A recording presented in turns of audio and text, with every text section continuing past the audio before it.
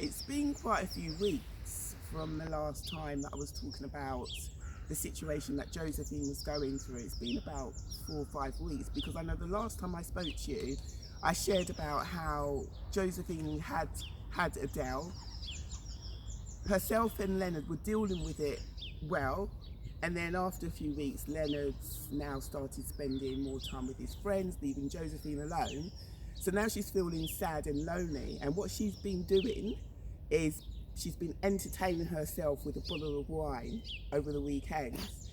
And I thought about the situation, and I remember when I had my first two children, and they were very small. And at that time, I was going through a difficult situation as well. And I specifically remember the time I was walking back towards the flat. This was early afternoon.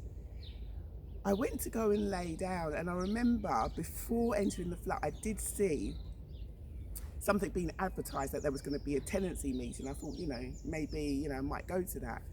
Then I decided to get up only after a few minutes, come out of the flat, and for a split second, something in my mind was telling me life could be better if you go and get some cans of lager. Why not go and get some cans of lager and entertain yourself with some cans of lager? Why don't you? And then the idea seemed quite appealing for a moment. And then obviously, I just said, I don't think so, because I can see because with me, I get quite focused on things. The last thing I needed to do was get focused on enjoying myself with some cans of lager, because I could just see myself, just drinking more and more and more, and my life going down and down and down. But how about you? Have you been in a situation where life isn't going as well as you would like it to, and something's sort of telling you to maybe take a shortcut to numb your pain, to numb your sadness? Have you been in a situation where you actually have succumbed to it, and then after some time realise, oh my goodness, I've made a huge mistake, because we're not perfect, are we? Don't forget to comment on my page, Welcome Rosalind Roberts, to like and even share.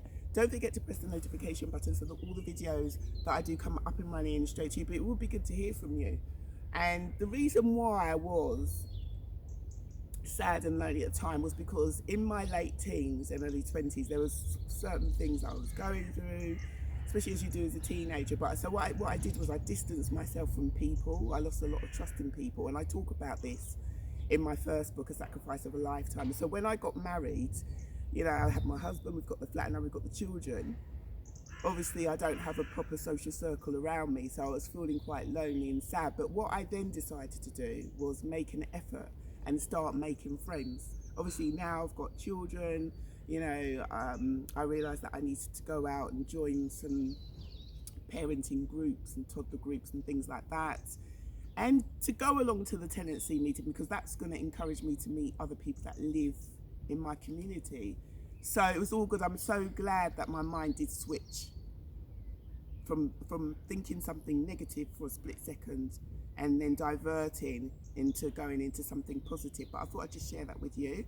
And I'm going to enjoy this wonderful weather. It's absolutely beautiful this morning. So take care, and I'll speak to you soon. Bye bye.